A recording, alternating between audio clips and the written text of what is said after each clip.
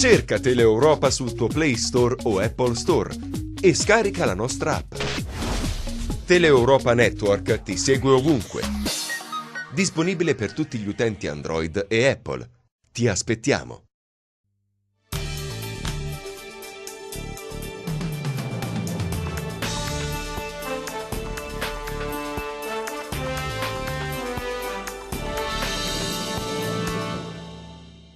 Voglio sapere da quanto tempo non sei in televisione, non fai un'intervista, non parli di politica.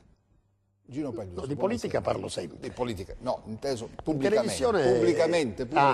Ma pubblicamente ho fatto dei convegni, ho partecipato nella campagna elettorale ultima, quindi ho parlato all'aperto, in riunioni. In televisione manco da un po' di tempo, anzi da molto tempo. E quindi ringrazio per avermi dato questa possibilità. Ti manca la politica attiva? Cioè. Beh, uno come me che ha fatto sempre politica, mi manca la politica che facevo io, quella dei miei tempi. La DC ancora. Quando in cui c'era la DC. La DC Ancora per me era e rimane rimasto. in me, non è che se n'è andata, né io mi sono allontanato dalla DC, anzi, più guardo le cose di oggi e più mi sento democristiano. Ma oggi dove andrebbe a collocarsi, per esempio, la DC? In uno spazio politico di mediazione. Dove? In quale? Uno spazio centrale, dove può guardare con... Quindi dentro Forza Italia, forse? No, non diciamo Forza Italia o altri partiti. No. Un partito che possa dare testimonianza vera, autentica, di una presenza tollerante, capace di vedere i problemi della gente, di affrontarli e tentare di risolverli. Allora, Gino Pagliuso ha fatto il consigliere comunale giovanissimo, ha fatto prima il sindaco, il sindaco, poi il consigliere comunale, poi il consigliere regionale, poi l'assessore regionale, no? Provinciale, assessore provinciale, assessore regionale. Insomma, Passati un po' di anni. è una bella... Questo vuol dire che conosco i problemi del palazzo avendo fatto tutto gradino dopo gradino. Ma è vero che questa regione è difficile da governare? È difficile perché i problemi sono tanti e sono anche seri. E dovrebbero essere affrontati con altrettanta serietà. Io invece vedo molta superficialità. Senti, No? tu sei stato assessore alla sanità, Sì. Sì. cioè l'eredità che abbiamo ricevuto è questa, no? Dalla mia esperienza. No, dico dalle esperienze passate, questa è l'eredità, la sanità che No, abbiamo veramente avuto. l'eredità si costruisce nel bene e nel male. C'è tanta buona eredità che poi gli eredi la distruggono. Ma funzionavano le cose allora? Quando c'ero io la sanità è stata anche encomiata dalla Corte dei Conti. Senta, a me mi piace ricordare che io sono stato presente alla Regione Calabria e sono stato una presenza che ha dato la firma a tutte le riforme fatte. C'è la riforma primo piano sanitario, la firma di Gino Pagliuso. Primo piano dei trasporti, la firma di Gino Pagliuso. Prima legge sull'ambulantato, la firma di Gino Pagliuso. Io mi piaceva non parlare alla giornata, operare alla giornata, mi piaceva avere davanti un programma. Se tu hai un programma, lo persegui, te ne rendi conto, trovi le persone giuste e cammini. E i dossi e le buche le salti. Se invece cammini alla giornata non sei in grado di gestire nulla e ti blocchi, ti fermi. La sanità, c'è la salute della gente,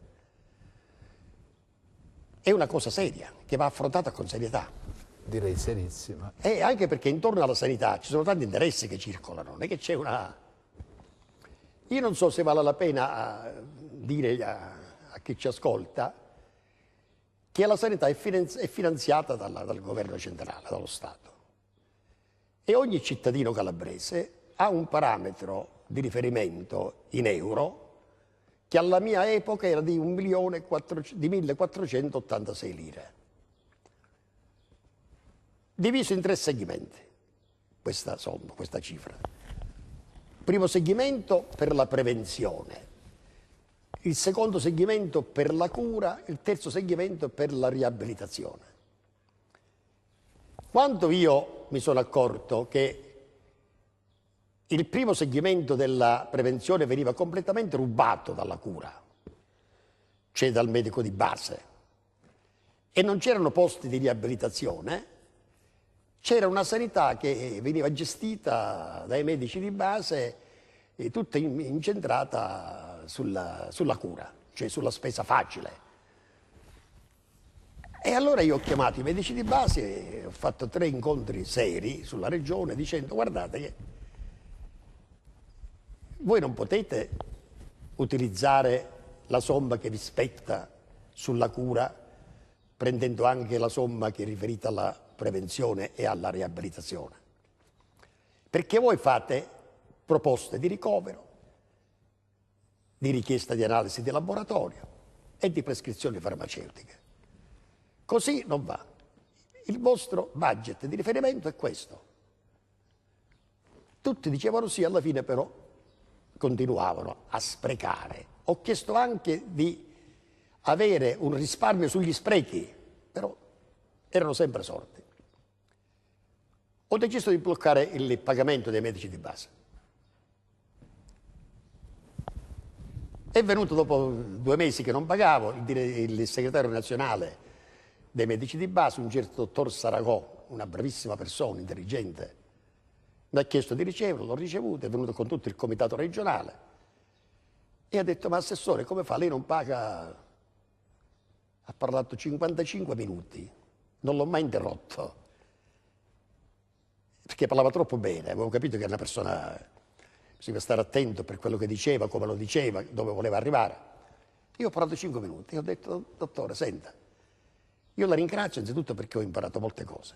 Io non sono medico, faccio politica. Ho fatto 3 incontri regionali con i medici di base e ho detto ai medici di base qual era il nostro pensiero, le linee guida. Loro sono stati sordi e ho detto: vabbè, io pago tutto, siccome non sono medico, non mi permetto di giudicare i medici, anche perché la riforma non si può fare né senza i medici né contro i medici, ma insieme a loro e con loro. Pago tutto quello che voi prescrivete, ricoveri. Se rimangono soldi, vi pago. Se non rimangono soldi. Questo ha detto: avete capito con chi avete a che fare? Assessore, grazie, buongiorno. Dopo 2 mesi la farmaceutica è ridotta del 68%. Sì, però, mi sono spiegato. sì, però allora... E sa perché ho fatto questo? Perché non ero ricattabile. Perché in politica, se sei ricattabile, non puoi fare nulla. Quindi puoi affrontare il problema da una parte di sicurezza, conoscendo il problema e confrontandoti. Ma se sei ricattabile, questo non lo La puoi. sanità è stata una fabbrica del consenso, no? Lo era allora, lo è oggi, lo sarà forse anche in futuro, no? Non lo so questo. No, te lo chiedo, visto che hai manovrato all'interno di questa materia molto delicata, insomma, lo sai come Se funziona. il consenso, qual è il consenso? Un'altra, il voto, il consenso è una stima, è diversa. Il voto, chiamiamolo Il voto. voto sì, la dipendenza dal Il voto.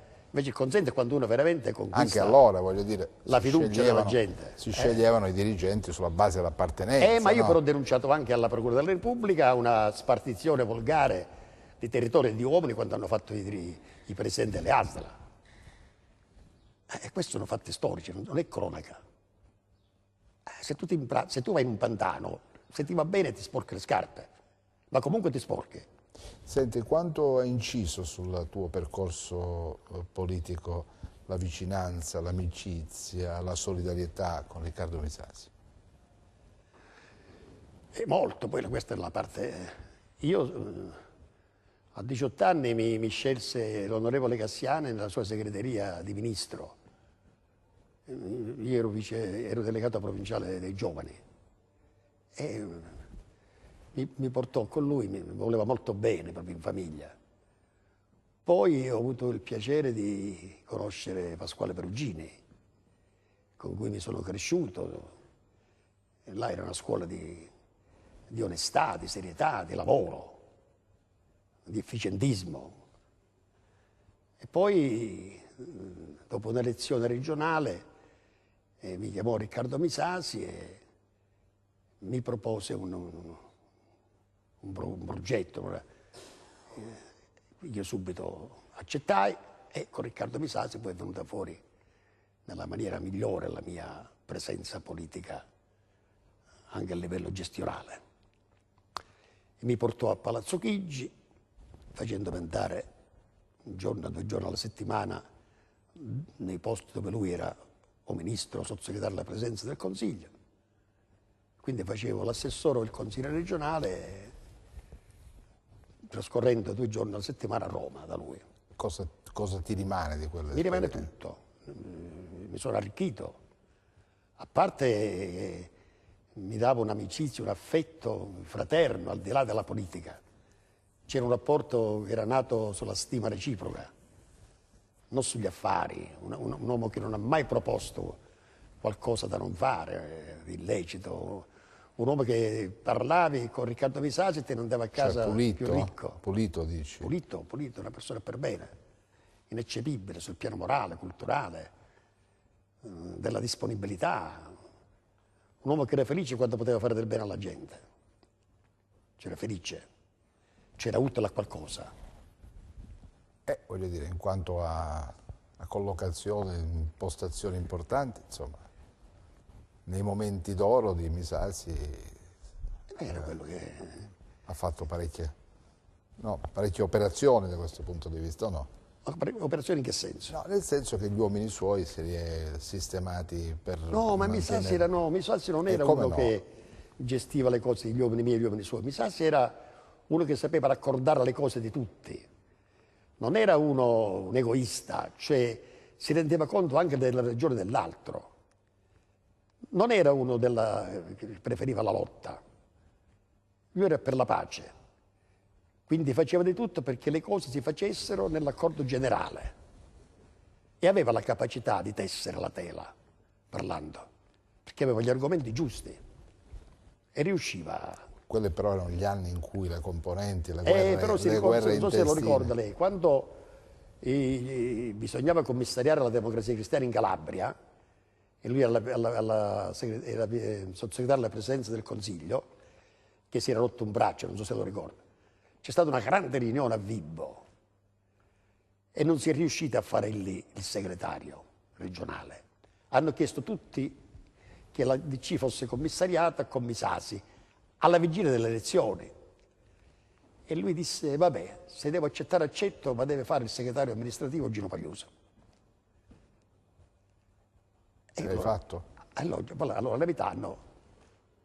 Questo per dire qual era come la si stima. faceva a dire no a Misasi? Aveva in mano il No, ma a me non mi partito, interessava insomma. dire no, sì. Era la scelta sua nei miei confronti. No, dico, come che si mi ha faceva? I esaltato. delegati come facevano a dire no a Misasi? Ma non faceva perché evidentemente per il carisma, aveva il partito l'autorevolezza. aveva in mano, aveva il potere, gestito il potere. No, il potere, aveva ha gestito l'autorevolezza, il potere da solo ha non gestito basta. Il potere, ha gestito. Ha Ha gestito molto.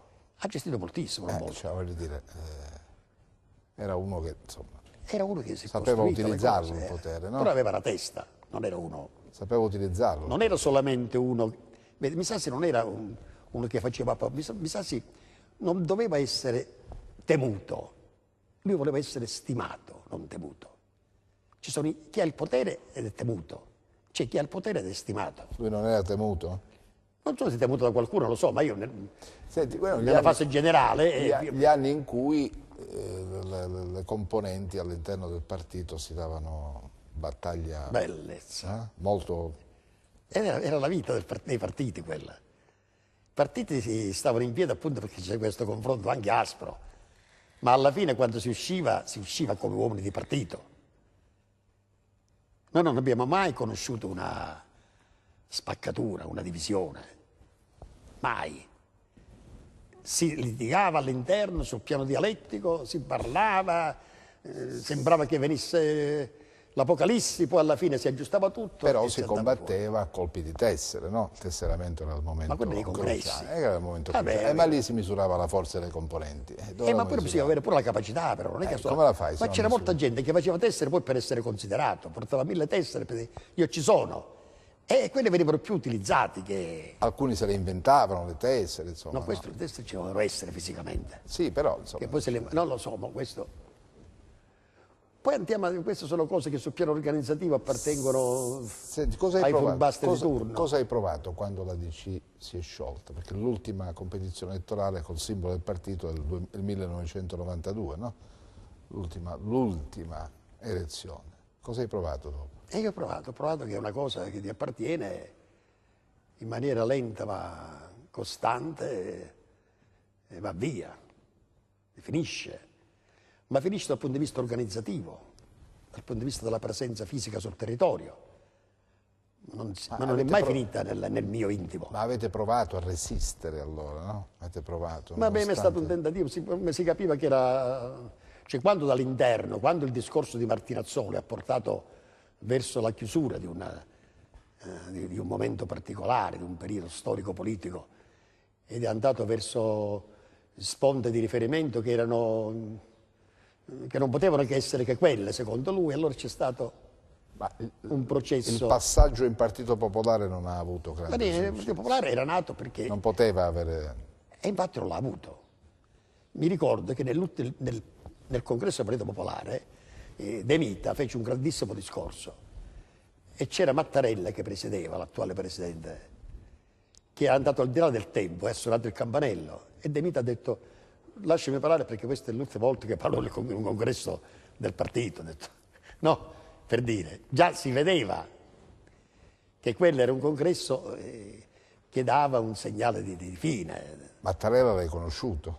No? Ma molto, così, non è che lo conosco, per averla avuto la possibilità di interloquire qualche volta con gli altri, sto trovandomi presente in alcuni incontri che si facevano, le componenti, ma non è che c'è una conoscenza, purtroppo, diretta. C'è una conoscenza di partito, diciamo. Di partito e di incontri, avuti incontri di partito. Senti, tra la disputa che c'è stata poi tra Misasi e Puia, no? Secondo te, quello è stato uno dei momenti più difficili del partito o no? No. È una finta lite, cos'è? Era tutta una finzione per Puia. Puia era uno di quelli che gettava la pietra per smuovere le acque e per ottenere qualche cosa. Alla fine a Roma Puia era sempre poi come Misasi. Senti, ti manca la politica fatta dai partiti di allora, gli uomini che si dimenavano e, come dire, lottavano per ottenere postazioni di visibilità in quel modo, con quegli strumenti, con quei passaggi, con quella storia, con quella tradizione? Non è che mi manchi. Cioè io ricordo con malinconia quei tempi, perché allora ti sentivi una parte attiva del tutto. Avevi il tuo spazio se lo sapevi trovare, mantenere, se sapevi essere te stesso, perché anche nel confronto, senza rinunciare mai a confrontarsi, però dovevi rimanere te stesso. Senti, quant'è che hai capito, subodorato, che stava finendo quella stagione?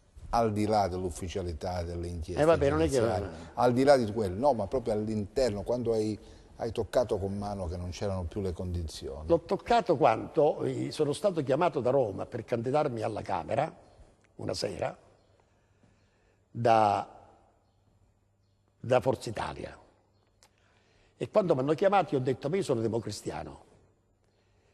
E loro mi hanno risposto, chi mi ha chiamato, anch'io ero democristiano, e lo sono, però oggi c'è Forza Italia.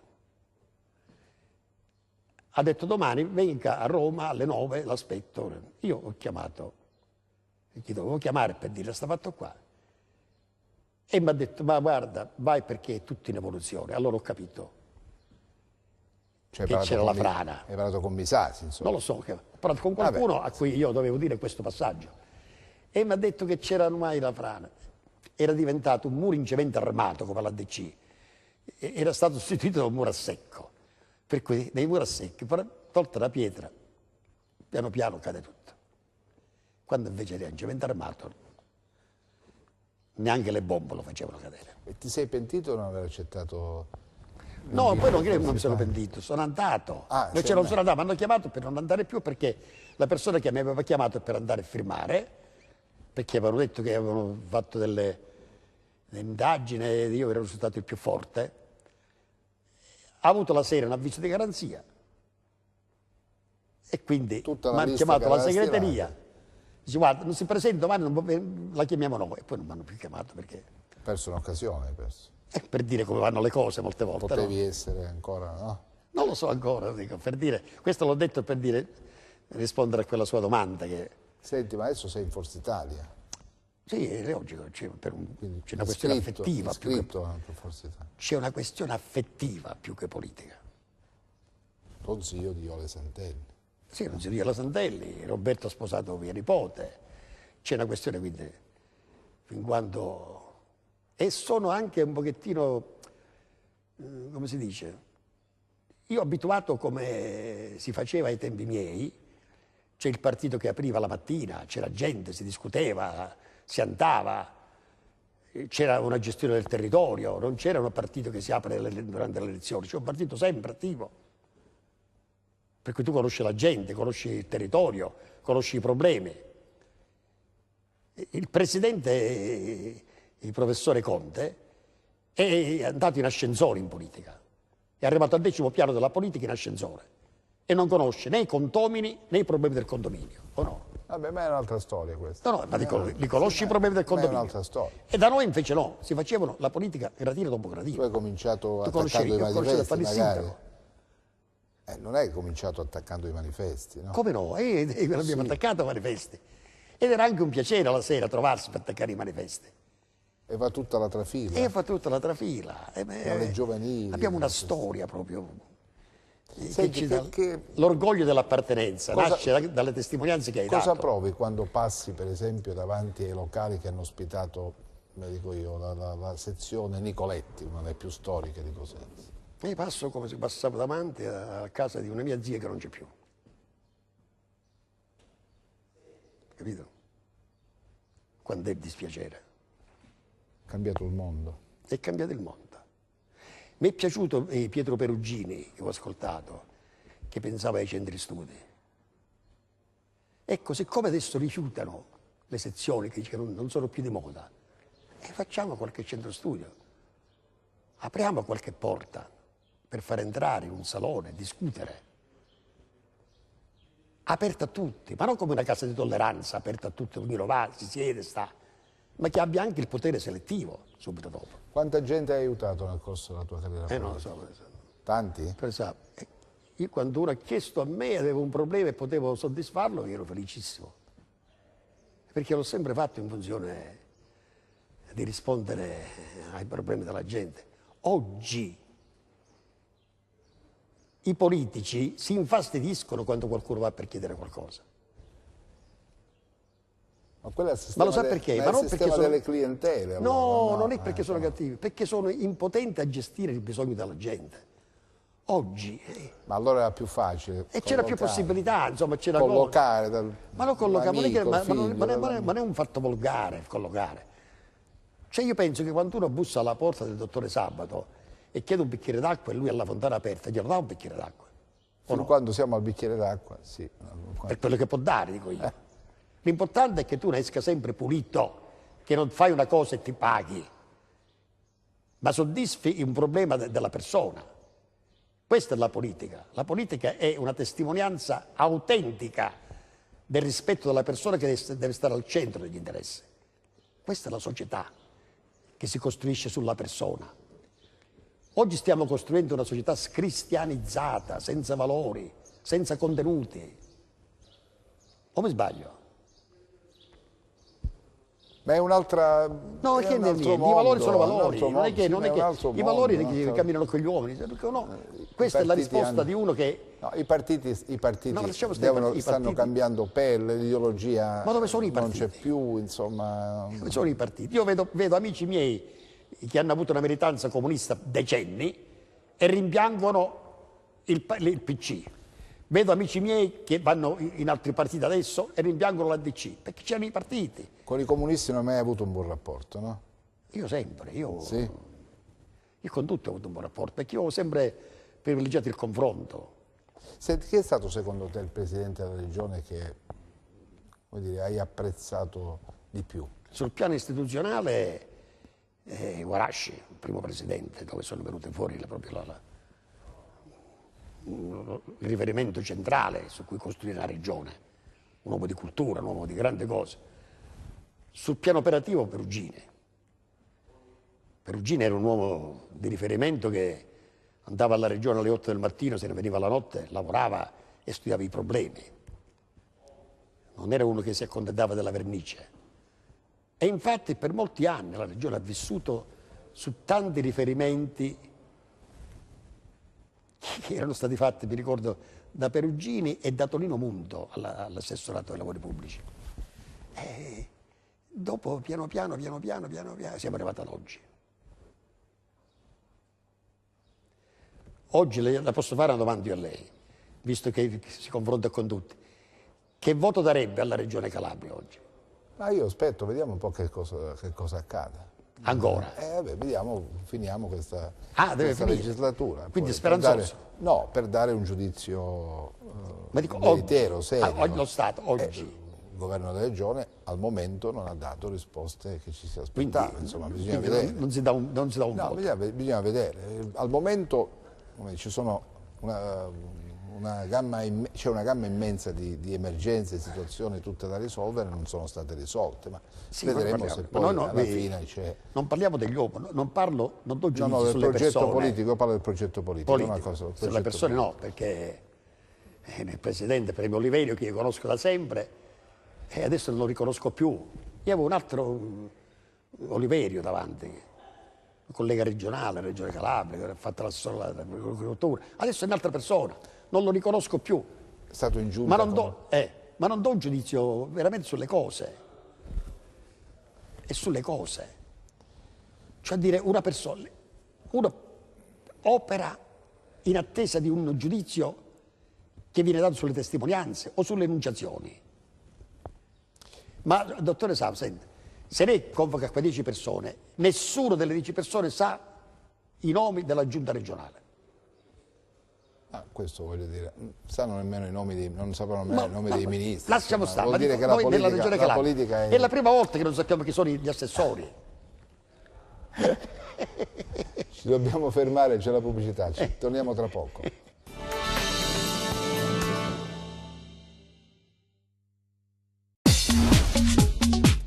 Cerca Teleeuropa sul tuo Play Store o Apple Store e scarica la nostra app. Teleeuropa Network ti segue ovunque. Disponibile per tutti gli utenti Android e Apple. Ti aspettiamo.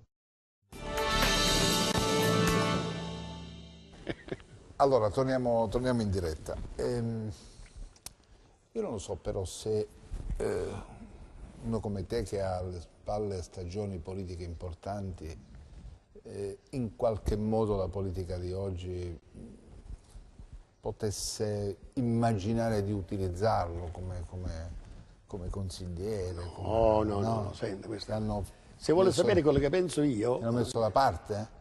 No, a me da parte non mi mette nessuno. No, nel senso che non ti hanno... No, non siamo funzionali al sistema e quindi diamo fastidio. Perché non si funziona? Perché conosci il sistema una persona... bene, ma conosci bene il sistema, l'hai vissuto dentro, sei vissuto dentro il sistema. Questo è il fatto. Siccome uno sa che conosce bene, non è attaccabile, non è ricattabile, può fare un percorso di strada, non per un fatto elettorale, per presentarsi o per avere una carica, per rendersi utile al partito, alla gente. Non sei funzionale perché ti ritengono di ostacolo alle loro cose. Oggi, purtroppo, la politica si è personalizzata. Ma anche ieri funzionava così. Ma non come adesso. Ma non è cambiato. Ma prima c'era un fiduciato di queste cose, poi c'è un mare in tempesta che straripa. Adesso non è più. Cioè, se no dovremmo aprire il capitolo delle segreterie, quelle che hanno, come hanno funzionato, come hanno gestito il potere, insomma, anche dei partiti della politica di ieri, le segreterie. E per le segreterie noi parliamo sempre dei fatti in cui i tempi avevano certe cose. Oggi non c'è più niente. Chi frequentava la segreteria otteneva il posto di lavoro, chi no non lo otteneva, insomma... Ma c'era la possibilità di dare un posto di lavoro, oggi non c'è più il lavoro. Non so se mi spiego. Prima si criticava perché il lavoro si dava a chi riusciva ad avere il santo in paradiso. Oggi non c'è più il lavoro.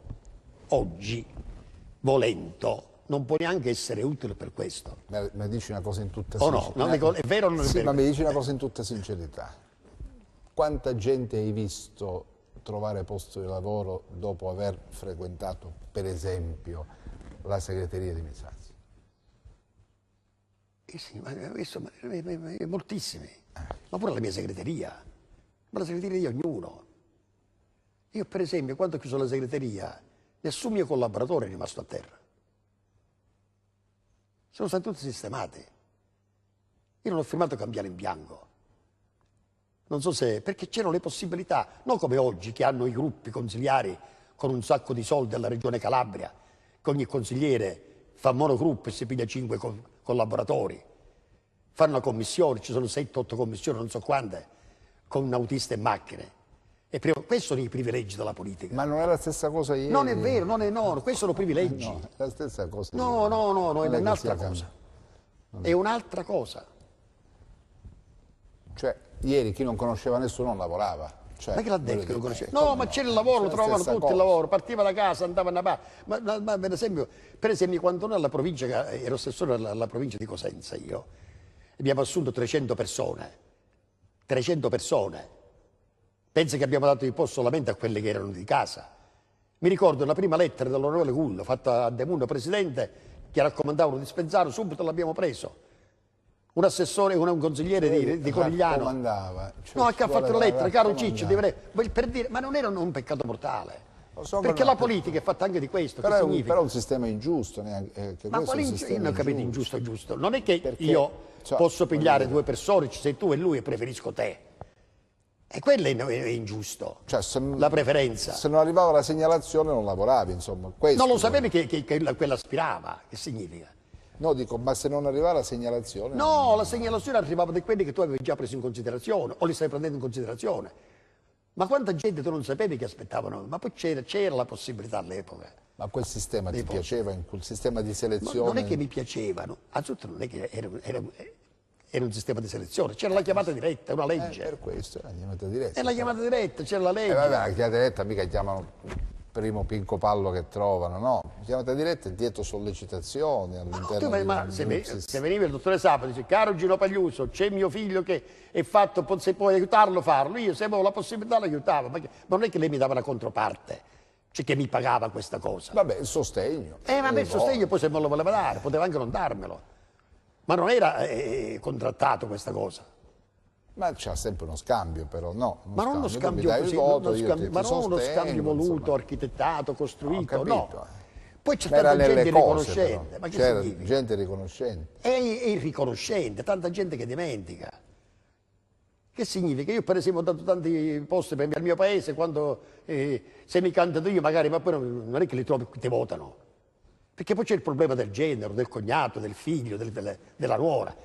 I problemi adesso sono moltiplicati. Senti, quante campagne elettorali no? organizzate? Quante campagne elettorali organizzate? Parecchie l'ho fatta da sindaco per 10 anni, da sindaco, 2 alla provincia, 2 alla provincia, 3 alla regione. Hai mai perso un'elezione?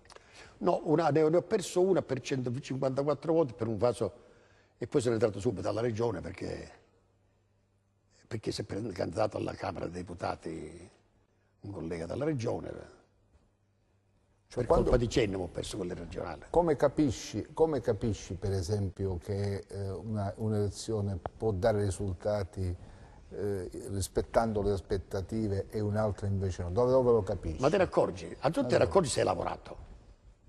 Se hai lavorato negli anni e hai gestito il territorio con le persone giuste, poi ritorni quando devi raccogliere e trovi e ti accorgi se la vigna ha gli acini o no. Senti, due giorni fa è morta la moglie di Misasi, che ricordo hai? È un ricordo bellissimo. Oggi abbiamo fatto i funerali, una donna eccezionale, poi io ho legato a lei da un affetto fraterno che mi ricambiava. Io in quella casa ci sono stato con grande amicizia, grande affetto, grande rispetto, quindi mi ha toccato molto personalmente questa cosa. Una donna decisa, una di quelle che... Una donna che era molto disponibile con tutti. Una grande mamma, una grande moglie, una grande donna. Fedele al marito. Una grande influenza sul marito. No, non esercitava l'influenza, non era una di quelle che turbava il marito. Lei era una vera moglie, che era la famiglia. Senti, quali erano i rapporti veri tra, tu lo sai, tra Misasi e Mancini, per esempio? Se immagini Tu conosci la vera storia? Erano due personaggi di rilievo. Cioè in Calabria litigavano e a Roma stavano insieme? No, alla fine poi Mancini l'ha voluto come ha voluto, si ricorda, la salma al comune di Cosenza. Perché poi succede sempre così alla fine, quando uno poi deve dire la verità e poi la dice ufficialmente che pensa dell'altro. Ma che rapporti avevano i due? Non aveva nessun rapporto fisico, personale. Niente, non si scambiavano No, niente. Anche perché Mancini non era un tipo facile. Una volta gliel'ho detto io.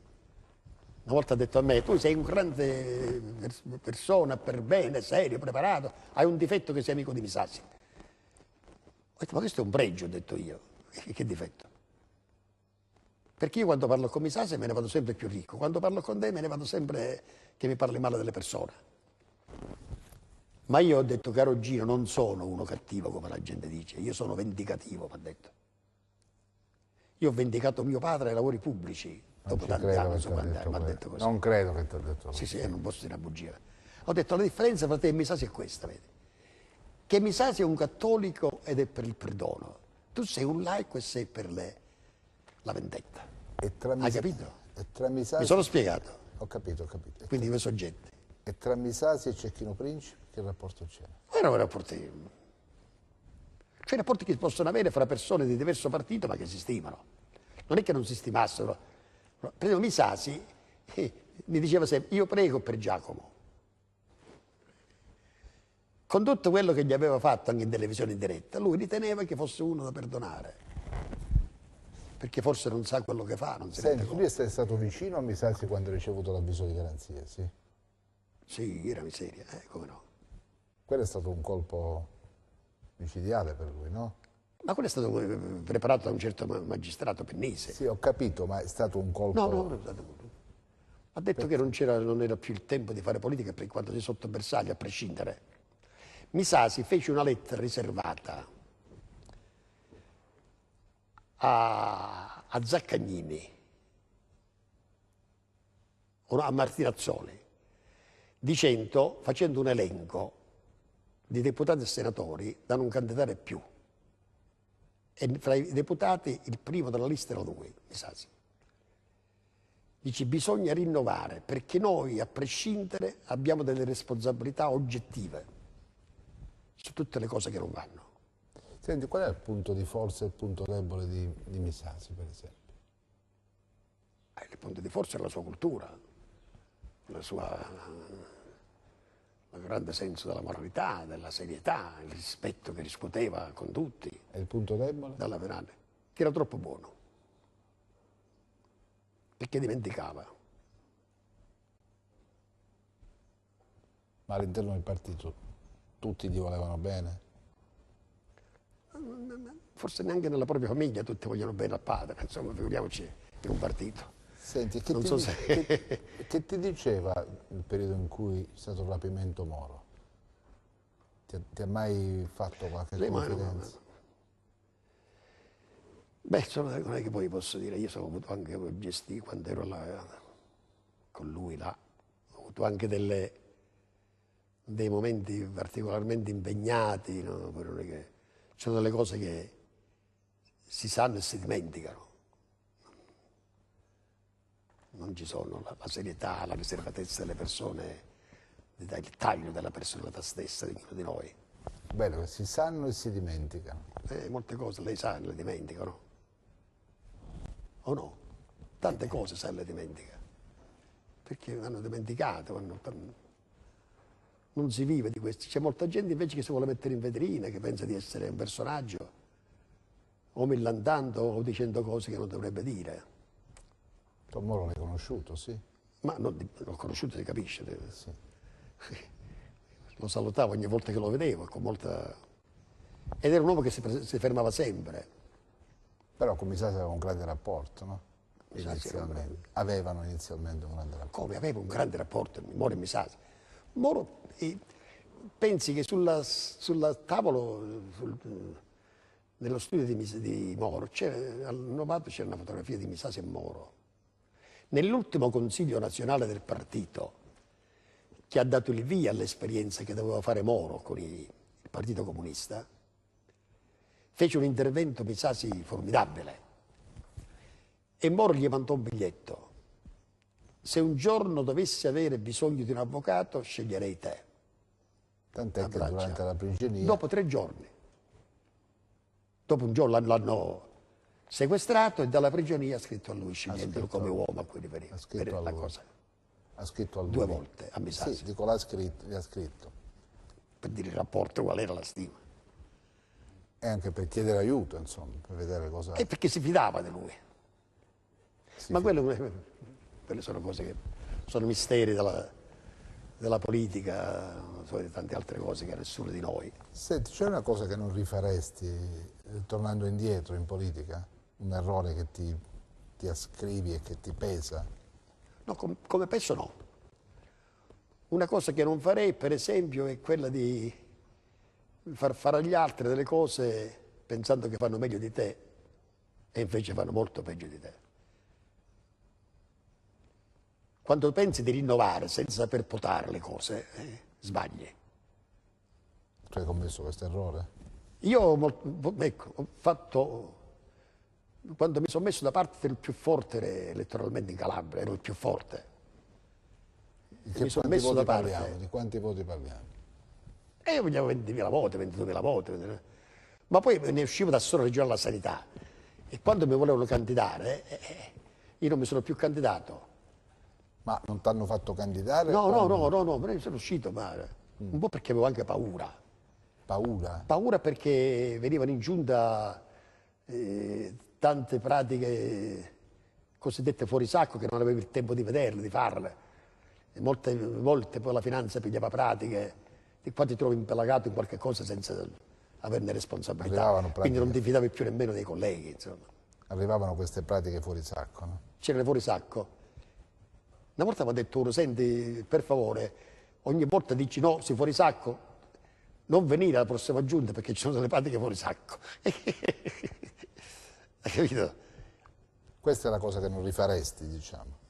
Non l'ho fatta mai. No, dico la cosa che non rifaresti è quella di affidare ad altri responsabilità che invece ti appartengono. Questo mi pare. No, volevo dire che dai il posto ad altri, non mi sono più candidato perché se volevo il rinnovamento.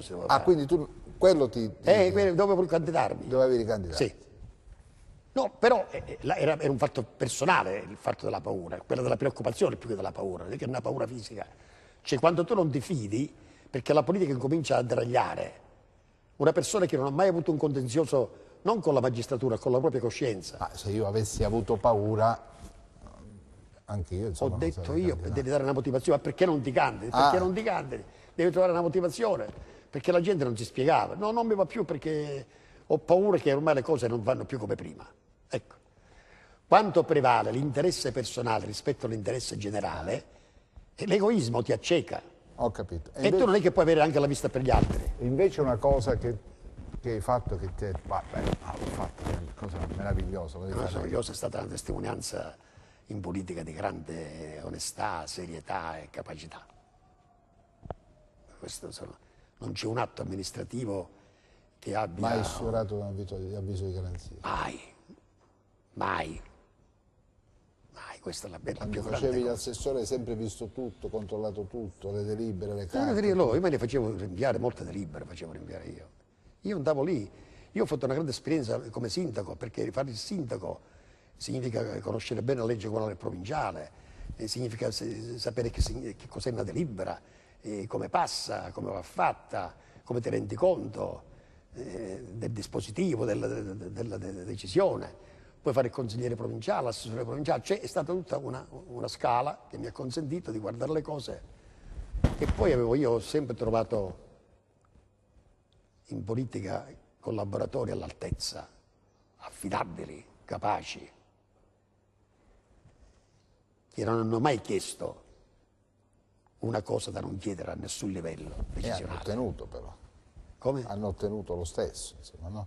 O no? Ti No, faccio sono una stati domanda. collaboratori che hanno Che ottenuto. non hanno ottenuto. E che dovevano ottenere? Collaboratori con me che facevano gli interessi a tutela della dignità, però della però- moralità dell'assessore. Però, come dire, disegni uno scenario idilliaco, tutto perfetto, tutto Per quanto mi preciso, riguarda, non è grazie a Dio, così, non ho insomma. io da confessarmi nulla di peccati commessi volutamente. Ti sei sentito utilizzato in una di queste lungo No, percorso? tentativi di utilizzarmi ci sono stati, ma non mi sono mai fatto utilizzare io. No, Se ti utilizzano devi fare qualcosa che non dovresti fare. E allora incominci a perdere già la capacità. quindi i tentativi ci sono stati però, no? Sono sempre, ognuno, chi è interessato a qualche cosa, li cerca tutte le strade per avvicinarti. E però non bisogna. Ma in realtà la politica ti ha dato tanto, insomma, no? Come no? Ti ha dato Io, tanto, ti ha come dato tanto? ti ha Io fatto sono- io- vivere ma una pensavi, vita... solo un grande periodo, lungo periodo democratico e repubblicano consente a persone che vengono senza potere dinastico ed economico di fare questa carriera politica. Perché si può anche fare con il potere dell'onestà, della serietà, dell'amicizia, della competenza la carriera politica. Non ci vuole per forza un potere dinastico economico.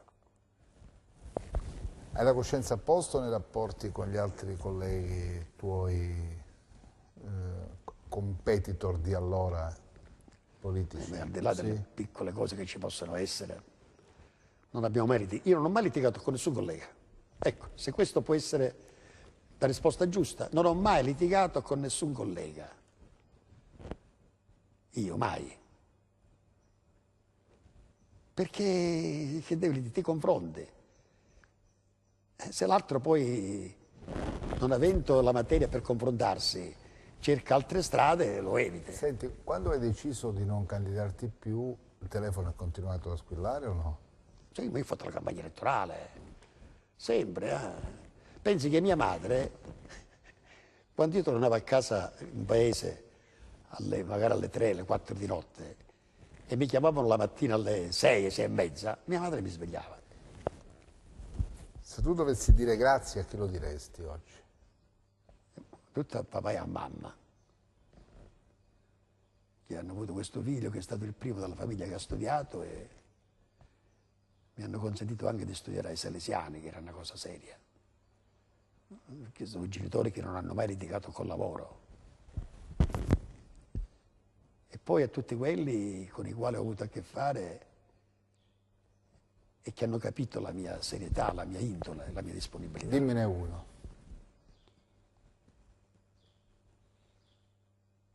Ecco, Aldo Cennavo, che è qua, Che ti ha accompagnato. sempre. Si è tagliato anche i baffi quando sono stato eletto, Senti, a cui teneva molto. ma l'amicizia c'è in politica, esiste? C'è l'amicizia tra politici, È chiaro, c'è, fra uomini. c'è, esiste. Tu l'hai sperimentata, l'hai vissuta, Sì. In politica l'amicizia arriva fino a un certo punto. poi si ferma. Cioè, quando poi si va nelle cose, cioè se io aspiro a fare l'assessore, tu aspiri a fare l'assessore, non c'è più amicizia. C'è la contesa della stessa cosa, non ti può fare restare amici. O non mi sbaglio? E l'ipocrisia? E l'ipocrisia è strisciante sempre. Bisogna avere l'intelligenza e la capacità di capirle Ma queste ti cose. sei mai fidato in politica? O hai sempre... In politica bisogna mai fidarsi sempre. Non bisogna L'ho mai detto fidarsi prima. o bisogna fidarsi sempre? No, non bisogna fidarsi. L'ho detto prima. Cioè dare ad altri quello che non meritano, fidarsi perché no, mettiamolo alla prova, è sbagliato in politica.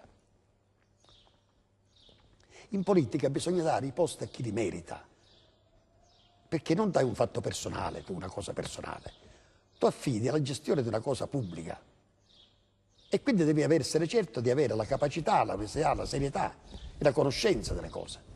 Allora, io scrivo, Gino Pagliuso è stato, lei è un aggettivo. Una persona per Un bene, politico? onesto e capace, Hai un amico di tutti. Hai un alto concetto di te, però. No, è la verità, io sono un amico di tutti, non ho mai rubato, non ho nemici fatti per la politica, non ho mai fatto lo sgambetto a nessuno. Ho saputo che ogni volta che ho avuto l'assessorato, la cosa, non ho vinto nessun concorso perché chi era più alto di me mi voleva in quel posto. Per essere eletto bisognava avere i posti degli amici, bisognava lavorarci. C'erano state sempre poi quelle forze aggiunte che ti hanno fatto emergere. Tra le tue carte, qual è un appunto, un qualcosa che conservi con particolare cura? C'è un qualcosa che conservi? Sul piano affettivo. È un biglietto di mia moglie che mi apprezzava sempre di più e che mi voleva sempre più bene. Perché è una grande donna che ha cresciuto la famiglia in una mia assenza fisica, perché andavo sempre in Italia, all'estero, le cose. Se avessi sbagliato la moglie non avreste avuto la famiglia. Questo sul piano affettivo. Sul piano politico? Sul piano politico quando Riccardo Misasi mi chiamò e mi disse tu devi andare in quel posto perché solo tu puoi andare in quel posto dando le garanzie che io cerco. Quindi questo è l'appunto che conservi. È bello, o no? Ma guarda che le ricchezze non sono solo i beni immobili oppure i depositi in banca. Non lo dire a me, perché no. Sono tante queste cose fanno la ricchezza delle persone. Per cui vale la pena di averla vissuta una vita politica. Ho avuto la fortuna di viverla. Mo speriamo che con Pietro Perugini si aprano questi centri studi. Ah, perché vuoi tornare a fare politica attiva? No, politica attiva nel senso del voto. Ma la DC non c'è più, non può più rinascere, non può rinascere, è finita quella stagione. La balena bianca la è morta. DC non c'è nel senso che non c'è come partito organizzato, Ma è morta ma i valori della DC ci sono, morta, sono in ognuno di noi. La balena bianca è morta. Nessuno vuole fare la DC, che significa? È morta la balena bianca. Ma dobbiamo... Senti, l'opera, scusa, il passaggio politico, aspetta, ho capito che mi vuoi dire, il passaggio politico. Non voglio dire niente, no, sai, voglio dire questo, perché bisogna aprire questi centri studi? Una volta c'erano le fonti a cui attingevi la classe dirigente, c'era l'Azione Cattolica, ci formavamo lì, ti chiamavano, c'erano le sezioni, adesso non c'è niente. Beh, apriamoci questi centri studi che saranno frequentati, si faranno dei corsi di formazione, si parlerà di tutto. Sì, vabbè, bisogna vedere se c'è ancora questa... Facciamo, non bisogna arrendersi. Senti, mi dici l'atto politico fatto che in qualche modo ti ha inorgoglito e che per te rimane il punto di riferimento emblematico? La riforma sanitaria. La riforma sanitaria. La prima. Quello rimane per te? La prima riforma sanitaria, che era difficile farla, non perfetta, perfettibile. Ma è da lì che si doveva partire per migliorare. Vabbè, non è stato fatto niente, vabbè, ma questo è un altro... un atto, quell'atto. Quello rimane per te il momento più significativo. Il momento più alto. A parte gli altri, poi le altre riforme, che sono la sanità. Questo è l'elemento più alto. Sì, perché ho avuto anche riconoscimento a livello nazionale. Lo sai che io qua, quando io andavo in un ospedale e non c'era per esempio la TAC, mi ricordo ad Acri, un ospedale senza la TAC, andavo a Catanzaro a fare le e mandavo la TAC, i soldi. Quando non c'era qui in Calabria, un ospedale regionale, la radioterapia, io ho mandato subito 4 miliardi per fare la radioterapia. Senti, Quando un primario mi diceva che non c'era l'apparecchiatura elettromedicale per fare alcuni interventi, mi sono fatto fare, cioè l'intervento diretto. Senti, ma allora hai avuto paura toccando un settore così delicato come quello della sanità? Onestamente. Poi perché paura? No, non c'era troppi interessi, troppe cose. E che l'interesse, se tu non sei interessato, l'interesse è unilaterale. Oggi, l'interesse viene fuori quando c'è dall'altra parte l'interesse. Se oggi ti dovessero chiedere, senti, vuoi farlo per una stagione breve nel tempo all'assessore alla sanità? Ti sentiresti di prendere in mano? Come no? E lo farei pure bene, perché non avendo dipendenza dal voto e conoscendo il mestiere e la materia, lo fai. Dal voto, dipendenza dal voto. voto. Logico. Quindi continua la fabbrica del consenso. Ed è logico questo che si fa. Ogni volta che voi parlate dei documenti, i giornali, e questo, quello, si vendono i posti di voto, io per esempio, quando il collega Morrone aveva chiesto a me, cioè la clinica Misasi, un aumento di posti sulla fisioterapia, per dire come la pensavo io, la clinica Misasi, aveva per esempio 10 posti, non so, mi hanno chiesto di avere altri 5-6 posti, io ho mandato un sopralluogo e non c'era la superficie per poterla fare. E ho detto di no, che non si poteva fare. Quindi- Mi telefonate, ma se non c'è la superficie, come si fa la fisioterapia? Scusa. Mi stai dicendo che non hai mai favorito nessuno? No, non ho fatto mai illeciti, non favorire. Ah, illecito. Ah, che favorire, se uno mi ha chiesto una cosa che potevo fare, l'ho fatta sempre. Ma mai illeciti, non ho fatto una cosa che non si potesse fare. A nessuno io ho fatto una cosa contro legge. Non ho memoria di aver fatto una cosa contro legge. Senti, adesso... Ma le basta questo, no? Il tempo adesso... Ma non vedo che è molto convinto. No, di no, questo. ho sentito quello che hai detto, va benissimo. Questo sì. Va benissimo. Che cosa leggi come prima cosa al mattino quando ti svegli? La pagina politica? Sempre? Sempre. Sempre. E sono assetato di notizie. Ti ringrazio. Mia moglie sempre vede Tenne e io vedo il TG3, così poi ci Poi Grazie, Grazie a te. Gino Pagliuso. Arrivederci, ci vediamo domani.